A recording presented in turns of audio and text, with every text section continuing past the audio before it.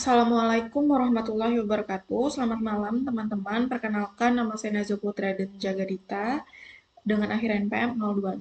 Jadi di sini saya mau menjelaskan tampilan login dan dashboard yang sudah saya buat menggunakan aplikasi Android Studio. Jadi apabila teman-teman ingin membuat tampilan UI dengan menggunakan Android Studio, kalian harus membuat kode-kode seperti XML, lalu Kotlin dan Android Manifest-nya. Pertama, di sini ada Android Manifest. Jadi, Android Manifest itu ibaratnya kayak surat izin lahir dari aplikasi kita. Jadi, surat ini tuh isinya semua informasi penting yang perlu diketahui oleh sistem operasi Android tentang aplikasi kita. Misalnya, kayak aktivitas apa aja yang dimiliki di aplikasi kita, lalu layanan apa saja yang berjalan di latar belakang, serta izin apa saja yang dibutuhkan. Jadi intinya, kalau nggak ada file Android Manifest ini, aplikasi kita itu nggak akan bisa diinstal dan dijalankan di perangkat Android. Nih. Lalu, di sini selanjutnya ada Kotlin atau Java. Jadi, Kotlin itu tuh bahasa pemrograman utama yang direkomendasikan untuk pengembangan Android. Ibaratnya Kotlin itu tuh kayak otak dan logika di balik aplikasi kita.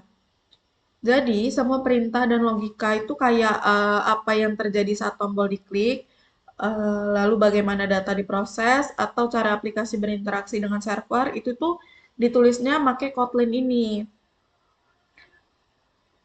Jadi di sini nih, ini contohnya ada dashboard activity, login activity, dan sebagainya.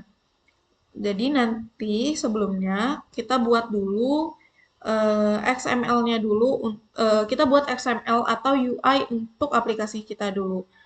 XML itu ibaratnya kayak tulang dan struktur untuk UI aplikasi kita.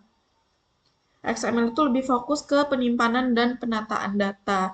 Jadi UI yang akan kita hasilkan seperti ini, itu kita buat dengan coding di XML.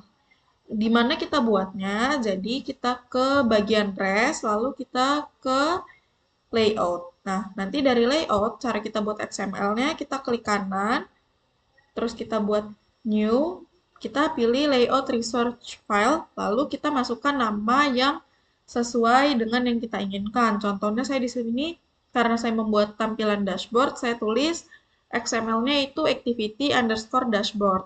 Jangan lupa untuk XML itu dia tidak bisa menggunakan huruf besar dan tidak bisa menggunakan spasi. Jadi pastikan nama yang kalian buat tidak mengandung unsur kedua itu. Lalu di sini ada drawable. Jadi drawable ini fungsinya itu tuh untuk menyimpan gambar atau untuk menampilkan icon-icon yang pengen kita buat di UI-nya. Contohnya kayak gini, kita coba running dulu aplikasinya. Eh, Sebentar ya. Nah, lalu kalau kita sudah buat XML-nya atau coding untuk UI dari aplikasi kita, kita logikakan XML itu di Kotlin ini. Jadi, tanpa Kotlin ini, XML yang sudah kita buat atau UI yang sudah kita buat itu tidak bisa diklik karena tidak ada logika yang untuk menggerakkan aplikasi tersebut. Nah, untuk coding dari XML ini, saya menggunakan AI. Kalian juga bisa menggunakan AI untuk membuat coding-codingnya. Nah, ini aplikasi saya sudah berhasil di running. Jadi di sini kita harus memasukkan email yang sudah terdaftar. Nah, ini namanya tampilan UI-nya. Lalu, agar tombol bottom login ini bisa difungsikan, ya kita harus melogikakannya di Kotlin dan kita harus menyesuaikannya di Android Manifest tadi. Baru tombol loginnya bisa dipencet dan akan langsung beralih ke halaman dashboard. Begitupun dengan halaman dashboard. Nah, di sini ini namanya bottom navigation menu. Untuk membuat bottom navigation menu, itu kalian membuat file baru, di bagian res, lalu kalian ke menu.